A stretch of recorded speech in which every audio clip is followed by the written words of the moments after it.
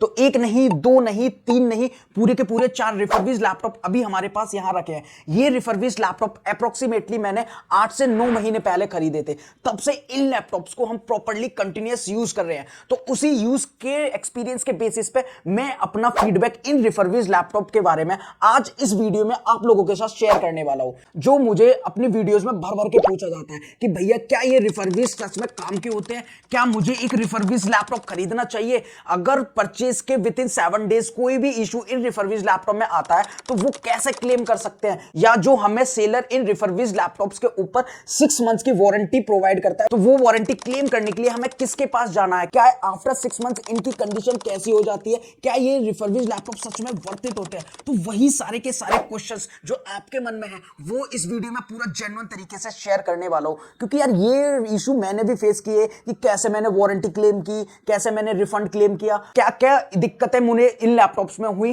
तो जो real issue मैंने इन लैपटॉप्स में देखे वही आप लोगों के साथ शेयर करने वाला हूं। तो वीडियो यार सच में काफी इंफॉर्मेटिव होने वाली है। बस आपसे एक छोटी सी रिक्वेस्ट है कि इस चैनल को ना जरूर से सब्सक्राइब कर लेना, क्योंकि इस चैनल पे ऐसी टेक रिलेटेड इंफॉर्मेटिव वीडियोस आती रहती है। तो चलिए आराम से बैठ के बात करते हैं एक एक क्वेश्चन के बारे में। तो देखो ऐसा नहीं है सिर्फ मैंने 4 लैपटॉप्स खरीदे, इनके अलावा भी 2 लैपटॉप्स और खरीदे हैं। तो टोटल मैंने 6 रिफर्बिश लैपटॉप खरीदे हैं। तो जिसमें से कि हमारे 5 लैपटॉप जो है वो डेल लैटिट्यूड सीरीज के हैं और एक लेनोवो का है। तो इन्हीं लैपटॉप के बेसिस पे मैं अपना ओपिनियन आपको इस वीडियो में देने वाला हूं। तो सबसे पहले बात करते हैं अपने पहले क्वेश्चन की कि अगर हमने लैपटॉप खरीदा विद इन 7 डेज कोई इशू आता है तो वो हमें कैसे उसको क्लेम करना है, अपने लैपटॉप का रिफंड कैसे लेना है। ठीक है, तो ये चीज मेरे साथ भी हुई थी। इनमें से मैंने एक लैपटॉप खरीदा और जैसे ही मैंने वो लैपटॉप रिसीव किया तो जहां पर वो टच पैड होता है वहां पर बॉडी उस लैपटॉप की डैमेज थी। तो ये चीज मैंने अमेजोन को कॉल करके बताई और उन्होंने कहा कि ठीक है आप इसका फोटो हमें क्लिक करके, उन्होंने एक लिंक शेयर किया और उस पर सेंड कर दो। तो मैंने सेंड किया और उन्होंने बोला ठीक है कि हम आपको इसके बदले एक दूसरा लैपटॉप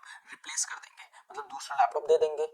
तो मैंने कहा नहीं मुझे रिफंड चाहिए। तो उन्होंने बोला कि रिफंड पॉसिबल नहीं है, इसका सिर्फ रिप्लेसमेंट ही आपको मिल पाएगा। तो जो कि मुझे रिप्लेसमेंट उसका मिल गया। तो एक बात ये आपको क्लियर हो जाती है कि जो ये रिफर्बिश लैपटॉप्स है ना, इनका आपको रिफंड नहीं मिलेगा, इनका जो है आपको रिप्लेसमेंट मिल सकता है, मतलब दूसरा नया एक और लैपटॉप मिल जाएगा। लेकिन आप सोचते हो कि मुझे उसका मतलब पैसा मिल जाएगा, ऐसा नहीं है। अब बढ़ते हैं अपने दूसरे क्वेश्चन की तरफ। तो दूसरा क्वेश्चन ये है कि अगर मान लो कि 7 दिन के बाद अगर कोई दिक्कत आती है, जो कि हमें सेलर इस पर 6 मंथ की वारंटी प्रोवाइड करता है, तो उस वारंटी को हम कैसे क्लेम कर सकते हैं अगर इसमें कोई इशू हमारे लैपटॉप में आया।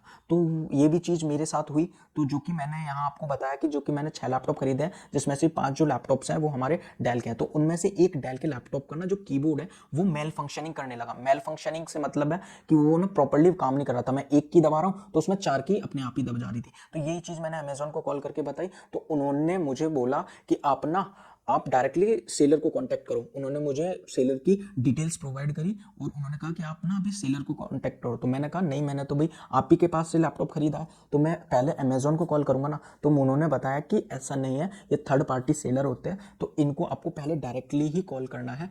अगर आपकी ये बात नहीं सुनते हैं देन अमेजोन उस पर एक्शन लेगा, अमेजोन आपकी हेल्प करेगा। तो उन्होंने जो मुझे डिटेल प्रोवाइड करी उसके थ्रू मैंने सेलर को कॉन्टैक्ट किया। तो उधर से मैंने सेलर को पूरी बात बताई कि इसमें जो कीबोर्ड है वो मेल फंक्शनिंग कर रहा है और इस तरीके से। तो उन्होंने कहा ठीक है, तो हम इसको रिप्लेस मतलब रिपेयर या रिप्लेस जो भी है वो कर देंगे। तो इसके लिए आपको जो ये लैपटॉप है ये हमारे एड्रेस पे खुद कुरियर करना होगा, मतलब खुद कुरियर करना है। तो यार ये बात मेरे को थोड़ी सी शॉकिंग लगी कि मतलब मुझे अपना लैपटॉप, ठीक है, वो सेलर के एड्रेस पर कुरियर करना है। तो मुझे ऐसा लग रहा था जैसे अमेजोन का तो कोई रोल ही नहीं है इसमें, है ना। होना ऐसा चाहिए था कि अमेजोन का कोई डिलीवरी बॉय इस लैपटॉप को रिसीव करे और वहाँ जहाँ भी सेलर है वहाँ तक इसे पहुँचाए। लेकिन ऐसा नहीं होता है। तो होता ऐसा है कि अगर आपको कोई इशू आता है तो जो अमेजोन है वो आपको सेलर का डायरेक्टली एक नंबर प्रोवाइड कर देगा या फिर आपको लिंक या मेल जो भी डिटेल्स होगी वो प्रोवाइड कर दी जाएगी।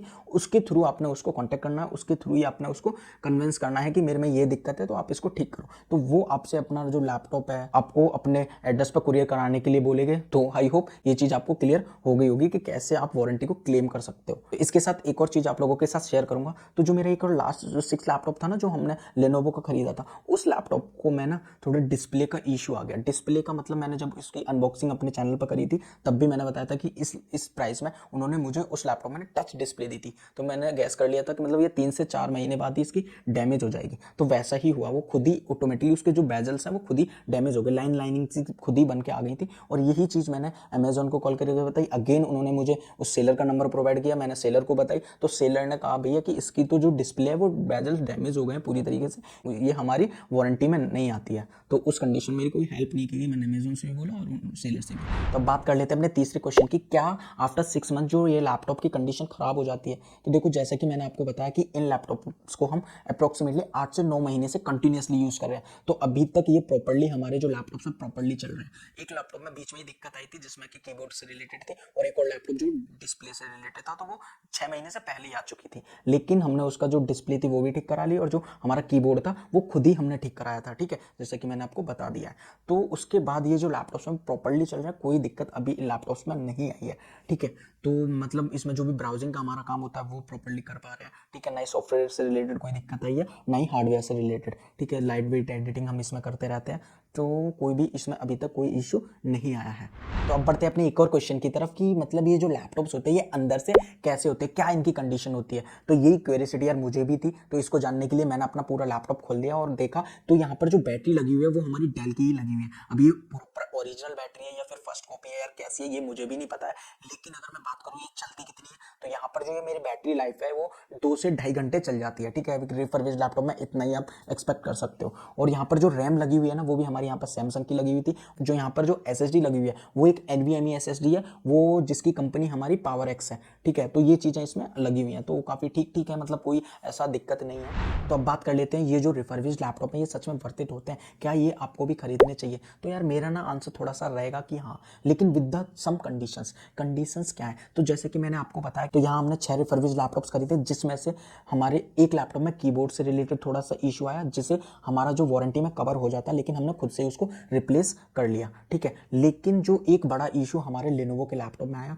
ये क्यों आया, ठीक है, क्योंकि हमने थोड़ा सा लालच क्या हमने बजट ना थोड़ा सा कम कर दिया, 15,000 रुपये में टच का एक लैपटॉप ले लिया। तो पहले से ये चीज़ हमें पता थी मतलब दिक्कत करेगी, तो ये चीज़ हमारे साथ हुई। हालांकि ये चीज़ वारंटी में कवर हो जानी चाहिए, लेकिन ये नहीं हुई, तो ये चीज़ थोड़ी सी आपको भी ध्यान में रखनी है कि ऐसा भी हो सकता है। लेकिन फिर भी अगर आपने इन लैपटॉप्स को लेने का प्लान बना लिया है, मतलब आप सोच रहे हो कि आप एक कांस्टेंट बजट है आपका 20,000 रुपये के आसपास, और आप मतलब नया लैपटॉप अफोर्ड नहीं कर पा रहे हो, तो मैं कहूँगा कि हाँ मतलब एक ले सकते हो, ऐसा कोई इतना बड़ा नहीं है। लेकिन उससे पहले कुछ चीज़ें आपको जरूर से ध्यान में रखनी होंगी। ध्यान में क्या रखना है कि जिस भी आप रिफर्बिश्ड लैपटॉप ले रहे हो, तो जिस भी सेलर से ले रहे हो ना, तो उसके बारे में जरूर से आपने उसके रिव्यूज़ पढ़ने हैं, उसकी रेटिंग जरूर से चेक कर लेनी कि क्या उसकी रेटिंग है। दूसरा ये जरूर से चेक कर लेना है कि जो ये इस लैपटॉप पे वारंटी कितने दिन की दे रहे हैं और इसका जो रिप्लेसमेंट है वो कितने टाइम का है, ठीक है। और तीसरी चीज आपने एक जरूर से चेक कर लेनी, that is the model number of the laptop, model year of the laptop की, वो मॉडल क्या है उस लैपटॉप का, ठीक है। मॉडल मतलब 2020 है, 2021 है, 2022 है, तो जितना ज़्यादा लेटेस्ट रहेगा उतना ही ज़्यादा अच्छा होने वाला है, ठीक है। और इसके अलावा भी अपने ये चीज़ लैपटॉप की कॉन्फ़िगरेशन जरूर से देखनी है। आज के टाइम पे i5 7 जनरेशन या उससे ऊपर का ही लैपटॉप आपने देखना है, जिसके साथ आपको 8 GB रैम और 512 GB की SSD मिल जाएगी। तो अगर यार मैं अपनी बात करूँ अपनी पर्सनल चॉइस की, तो यहाँ पर जो हमने डेल लैटिट्यूड के जो लैपटॉप से काफ़ी टाइम से यूज़ किए हैं, तो ये मेरे को काफ़ी ठीक लगे। तो आप इस बजट में, अगर आपका बजट 20,000 के आसपास है, तो इन लैपटॉप्स को एक बार जरूर से देख सकते हो। बाकी इन लैपटॉप्स में आप क्या कर पाओगे क्या नहीं कर पाओगे, इसके लिए ना मैंने एक प्रॉपर वीडियो भी बनाया है, उसे आप जरूर से जाकर देख सकते हो। आई होप आप कुछ ना कुछ इन्फॉर्मेटिव आपने सीखा होगा। अगर फिर भी आपका कोई भी क्वेश्चन है रिफर्बिश्ड लैपटॉप से रिगार्डिंग, तो प्लीज़ कमेंट करके मुझसे जरूर से पूछना, मैं उसका आंसर जरूर दूंगा जितना मुझे पता होगा। बस आपसे एक छोटी सी रिक्वेस्ट है कि अगर आपने अभी तक इस चैनल को सब्सक्राइब नहीं किया, तो प्लीज़ यार चैनल को जरूर से सब्सक्राइब कर लेना, क्योंकि आपका एक सब्सक्राइब मेरा काफ़ी ज़्यादा मोटिवेशन बढ़ाता है। मिलते हैं किसी नेक्स्ट वीडियो में, तब तक के लिए बाय।